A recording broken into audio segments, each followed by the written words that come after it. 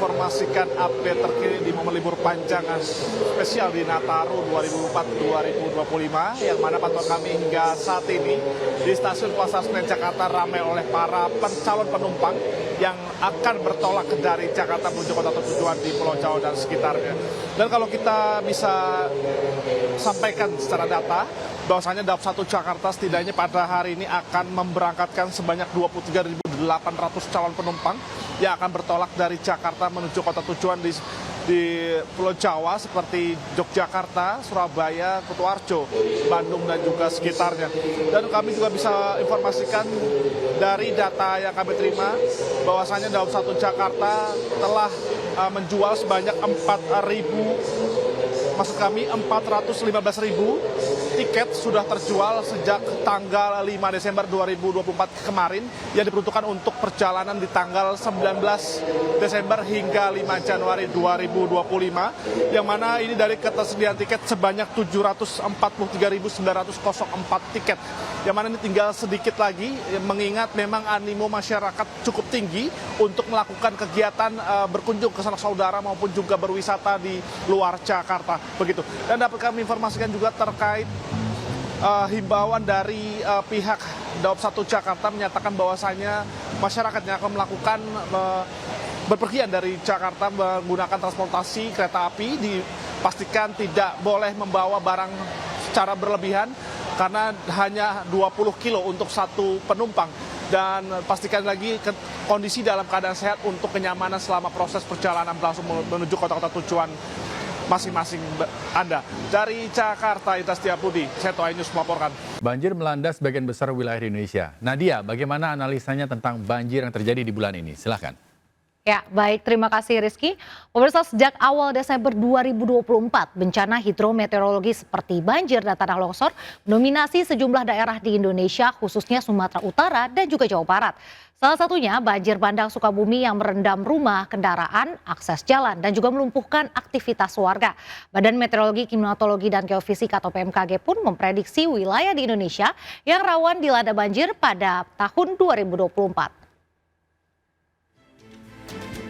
Pemirsa, BMKG menyebut potensi banjir selama periode Natal dan Tahun Baru disebabkan oleh fenomena La Nina yang berlangsung mulai dari akhir 2024 hingga April 2025.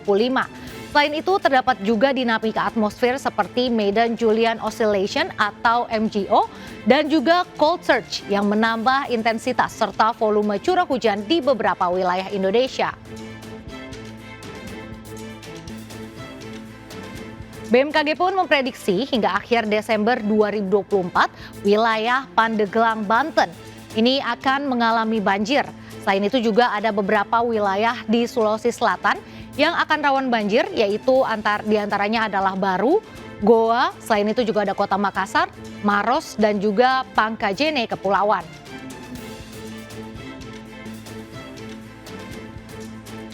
Lalu sejumlah wilayah di Jawa Timur juga berpeluang diguyur hujan dengan intensitas tinggi yang dapat berakibat banjir.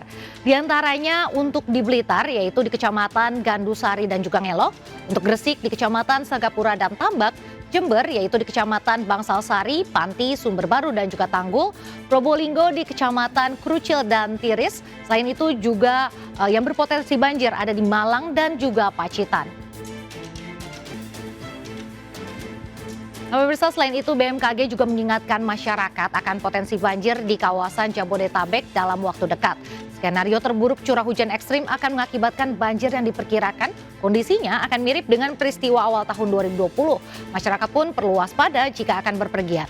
Lalu jangan lupa juga untuk mengamankan barang-barang berharga serta perlunya ada antisipasi dari pemerintah akan adanya potensi banjir ini. Ya pemirsa, kembali ke Rizky. Turut serta menjaga kesehatan masyarakat, MNC Group melalui MNC Peduli menyerahkan bantuan kemanusiaan berupa 50.000 masker ke Palang Merah Indonesia Jakarta Pusat. Aksi kemanusiaan tersebut menjadi komitmen MNC Group dalam memberikan kebermanfaatan bagi masyarakat Indonesia.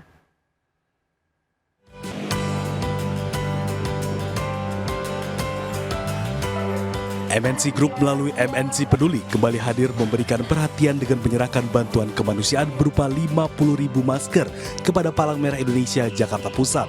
Bantuan yang diserahkan langsung oleh Head of CSR MNC Group ini akan diberikan kepada masyarakat yang membutuhkan, seperti para penyintas kesehatan serta korban kebakaran. Selain bantuan kemanusiaan, kerjasama antara MNC Peduli dan PMI yang sudah terjalin lama ini juga terdapat beragam kegiatan seperti pelatihan penanggulangan bencana hingga penyelenggaraan donor darah. Ya, semoga dengan semakin eratnya hubungan antara MNC Group melalui MNC Peduli bersama PMI, khususnya PMI Jakarta Pusat, bisa memberikan kontribusi kepada masyarakat yang membutuhkan. Menjadi komitmen MNC Peduli untuk terus memberikan manfaat dan dampak positif bagi masyarakat yang membutuhkan bersama berbagai pihak, salah satunya PMI.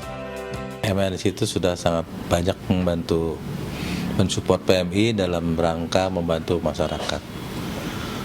Dengan adanya bantuan dari MNC, tentunya akan lebih banyak nilai kebermanfaatannya bagi masyarakat. Dan lebih banyak lagi orang yang bisa menerima bantuan dari PMI. Dengan beragam program sosial, MNC Group melalui MNC Peduli terus berkontribusi nyata dalam membantu masyarakat yang membutuhkan.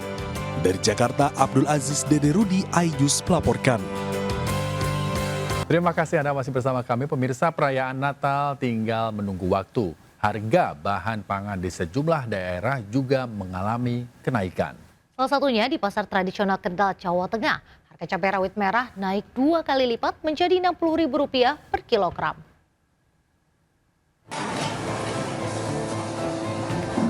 Sehari jelang Natal, harga kebutuhan pangan terus meroket. Salah satunya di pasar tradisional Kendal, Jawa Tengah. Harga bahan pangan rata-rata naik menembus Rp5.000 hingga Rp20.000 per kilogram. Harga cabai rawit merah bahkan naik 2 kali lipat menembus Rp60.000 per kilogram dari Rp30.000 per kilogram. Cabai merah besar naik menjadi Rp60.000 dari Rp40.000 per kilogram.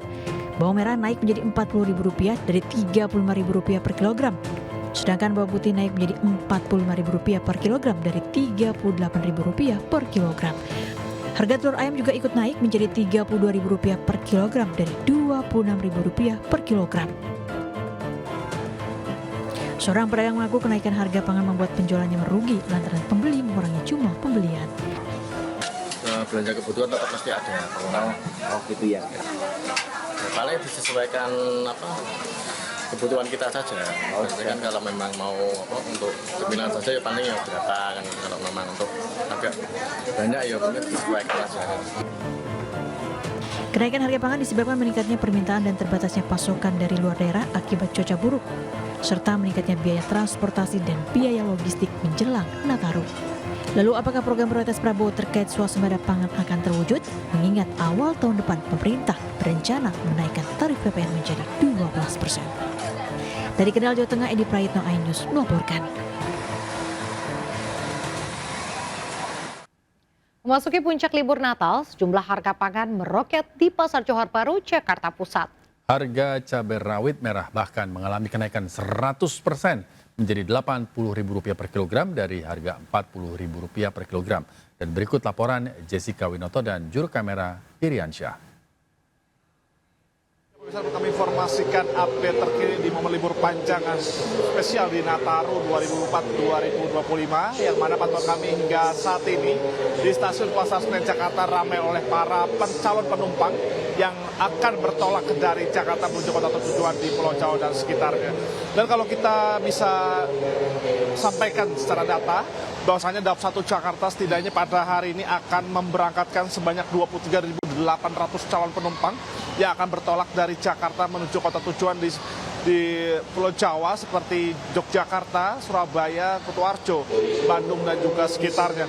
Dan kami juga bisa informasikan dari data yang kami terima bahwasanya dalam satu Jakarta telah menjual sebanyak 415.000 tiket sudah terjual sejak tanggal 5 Desember 2024 kemarin yang diperuntukkan untuk perjalanan di tanggal 19 Desember hingga 5 Januari 2025, yang mana ini dari ketersediaan tiket sebanyak 743.904 tiket, yang mana ini tinggal sedikit lagi, mengingat memang animo masyarakat cukup tinggi untuk melakukan kegiatan berkunjung ke sanak saudara maupun juga berwisata di luar Jakarta, begitu. Dan dapat kami informasikan juga terkait himbauan dari pihak Daob 1 Jakarta menyatakan bahwasanya masyarakat yang akan melakukan berpergian dari Jakarta menggunakan transportasi kereta api dipastikan tidak boleh membawa barang secara berlebihan karena hanya 20 kilo untuk satu penumpang, dan pastikan lagi kondisi dalam keadaan sehat untuk kenyamanan selama proses perjalanan berlangsung menuju kota-kota tujuan masing-masing Anda. Dari Jakarta, Ita Setiabudi, Seto News melaporkan. Ya pemirsa, jelang Natal, penumpang di stasiun KCIC Halim, Jakarta Timur membeludak. Selain dipadati penumpang yang hendak mudik Nataru, kereta cepat Wush juga dimanfaatkan siswa sekolah untuk melakukan perjalanan edukasi mengisi liburan.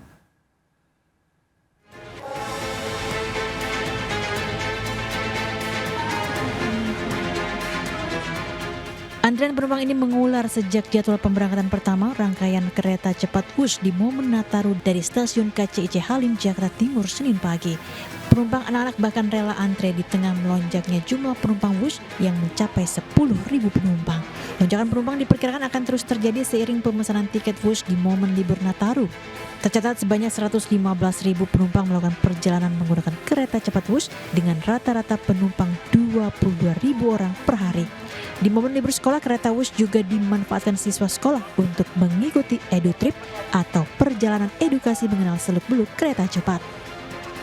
Saat perjalanan akan ada petugas dari kami yang melakukan edukasi bagaimana melakukan perjalanan dengan kereta cepat, edukasi keselamatan di perjalanan, kemudian juga apa itu layanan kereta cepat Wush yang merupakan kereta cepat pertama di Asia Tenggara.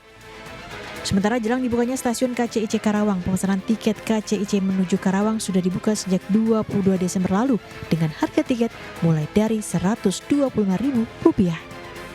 Dari Jakarta, Rio Maning, iNews melaporkan. Pemirsa, petisi berisi penolakan kenaikan tarif PPN menjadi 12% sudah tembus lebih dari 180.000 tanda tangan. Kenaikan tarif PPN yang mulai berlaku efektif pada 1 Januari 2025 ini memunculkan kekhawatiran terkait penurunan daya beli masyarakat. Ya, kita tahu ada yang namanya pajak barang mewah, ya kan? Kenapa PPN dinaikin? Petisi berisi penolakan terhadap kebijakan Presiden Prabowo Subianto menaikkan pajak pertambahan nilai atau PPN menjadi 12%, kini sudah tembus 182.000 lebih tanda tangan. Petisi berjudul "Pemerintah Segera Batalkan PPN" ini telah tayang di situs change.org sejak 19 November lalu.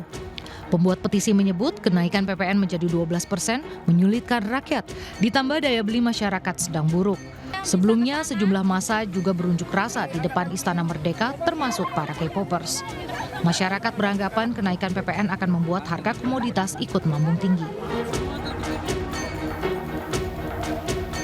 Sementara itu, Sekjen Partai Gerindra Ahmad Muzani mengatakan Presiden Prabowo Subianto mendengar seluruh masukan yang masuk terkait kenaikan PPN menjadi 12%. Muzani mengatakan Prabowo memahami semua keberatan yang masuk dan ia menyebut Prabowo akan mengumumkan di waktu yang tepat. Menurutnya, kenaikan PPN menjadi 12% merupakan amanat yang tercantum dalam Undang-Undang Harmonisasi Peraturan Perpajakan atau HPP pada 2021. Itu kan undang-undang yang diputuskan di tahun 2021. Undang-undang yang berlaku di tahun 2025, yang dalam undang-undang tersebut pemerintah, siapapun pemerintahnya, diminta menaikkan PPN dari 11 menjadi 12%. 2021 ketika undang-undang ini dibahas, situasinya ketika itu sedang COVID. Negara ketika itu dalam kondisinya sedang kondisi tidak memiliki kemampuan untuk memiliki kemampuan penerimaan. sehingga semua negara berpikir bagaimana mendapatkan sumber-sumber penerimaan. RUU HPP disahkan dalam rapat paripurna tanggal 7 Oktober 2021. 8 fraksi menyetujui undang-undang HPP tersebut termasuk PDIP dan Gerindra kecuali fraksi PKS. Berlandaskan undang-undang HPP, pemerintah memutuskan menaikkan tarif PPN dari 11% ke 12% mulai 1 Januari 2025. Namun undang-undang tersebut juga mengatur pembatalan perubahan PPN melalui peraturan pemerintah atau PP. Sehingga kebijakan kenaikan PPN menjadi PPN 12% bisa dibatalkan melalui penerbitan PP oleh Presiden Prabowo. Wakil Menteri Ketenagakerjaan Immanuel Ebenezer menyebut ada tangan setan yang diduga sengaja bermain dalam proses kepilitan PT Sritex. Namun demikian, Ebenezer tetap menghormati putusan Mahkamah Agung terkait pilot PT Sritex. Sritex jangan sampai pilot segala macam gitu. Mungkin bisa diceritakan Pak. Terima kasih. Oke. Yang pertama, kami menduga dugaan. Dalam proses pilotan ini ada tangan setan yang bermain.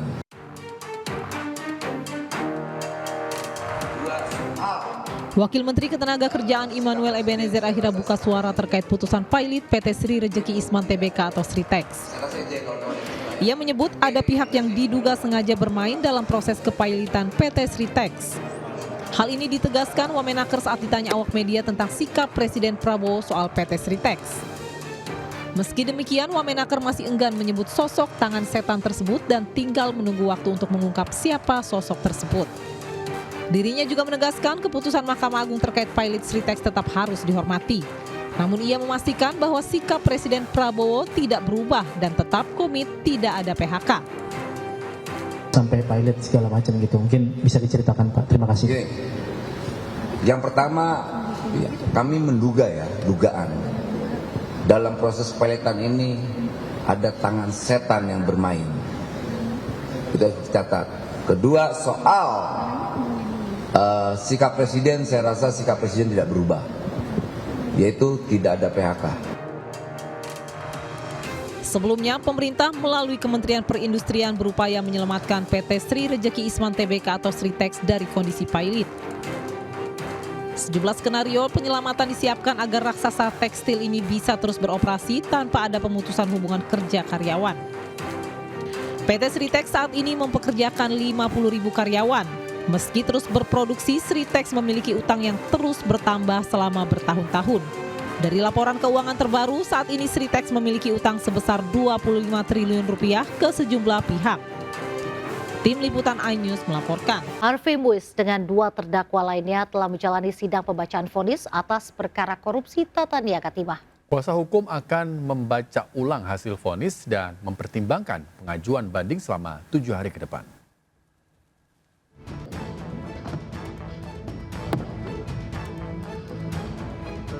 Sidang vonis Harvey Muiz bersama 2 terdakwa lainnya digelar Senin siang di Pengadilan Tipikor Jakarta Pusat.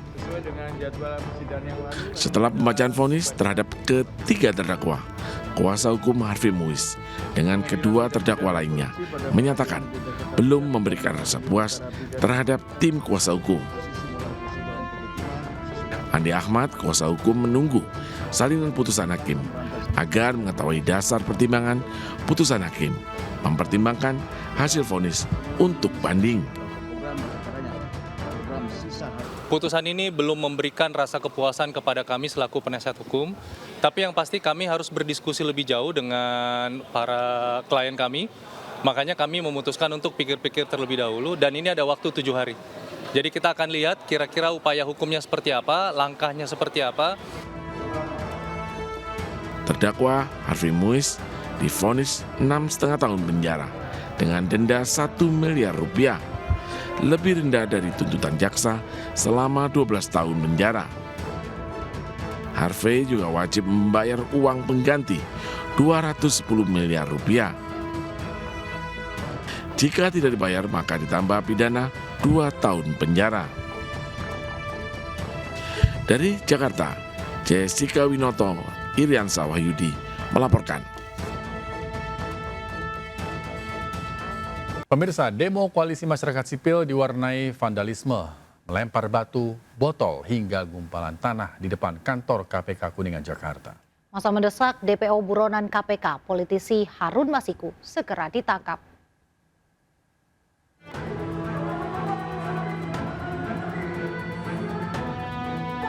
Demonstran ini menyalakan flare hingga asapnya mengepul tebal. Kemudian melempar batu, botol kemasan, dan kumpalan tanah ke arah gedung KPK. Mereka meminta kepada KPK untuk menangkap pihak-pihak yang mencoba merintangi penangkapan DPO Harun Masiku dan mendukung penangkapan Sekretaris Jenderal PDIP Hasto Kristianto dianggap menghalangi.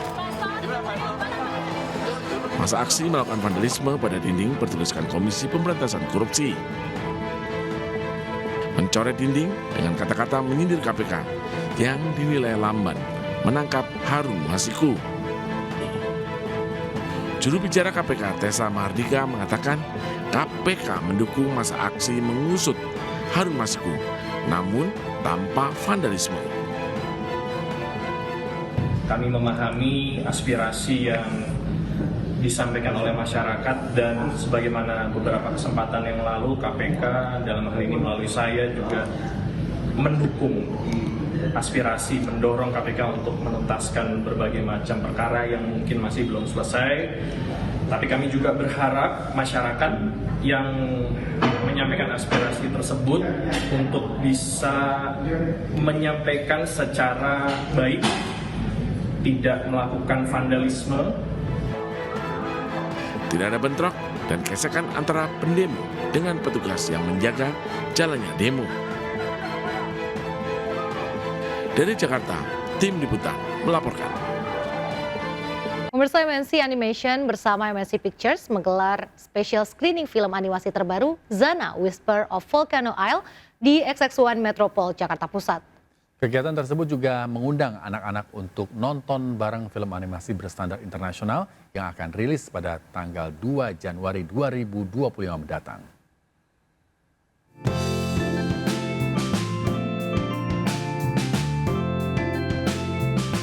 Spesial screening film animasi Zana Whisper of Volcano Isle di Metropol XX1 Jakarta berlangsung meriah dan istimewa dengan kehadiran anak-anak dari Panti Asuhan Tangan Kasih dan Panti Asuhan Kampung Melayu yang diundang MNC Peduli untuk nonton bareng film animasi karya anak bangsa. Selain menampilkan visual yang memukau, acara yang digelar MNC Animation bersama MNC Picture dan MNC Peduli ini juga menghadirkan para aktor dan tim kreatif untuk berbagi pengalaman dalam proses produksi film animasi yang syarat pesan moral. Film ini sangat banyak sekali message yang bisa kita dapatkan dan juga animasinya sangat manis, sangat halus, sangat lembut dan juga indah, bagus lah pokoknya dan ngebanggain banget buat Indonesia sendiri. Ini juga merupakan pertama kali saya menjadi dubber untuk sebuah film animasi panjang yang biasanya saya beberapa kali jadi dubber untuk sebuah iklan. Jadi beda sekali karena memang harus betul-betul berusaha untuk bisa masuk ke dalam tokoh yang memang sudah ada di dalam film itu. Film animasi terbaru garapan MNC Animation bersama MNC Picture ini penuh dengan pesan kebaikan dan motivasi untuk generasi cerdas anak bangsa. Kita bikin ini dalam 2 bahasa ya. Yang native itu kita juga udah bikin dengan native speaker. Nah, untuk yang talent yang Indonesia itu ya kita kita selektif banget ya karena kita juga ada standar tertentu yang kita mau, itu juga milih langsung juga dengan Ibu Liliana Tanusudibjo. Zana Whisper of Volcano Isle akan tayang di bioskop mulai 2 Januari 2025, membawa cerita penuh makna yang cocok dinikmati bersama keluarga. Film animasi Zana menjadi salah satu karya terbaik anak bangsa yang membanggakan dan diharapkan dapat bersaing hingga ke mancanegara. Dari Jakarta, Wenda Nura, Yudi Richard, iNews melaporkan.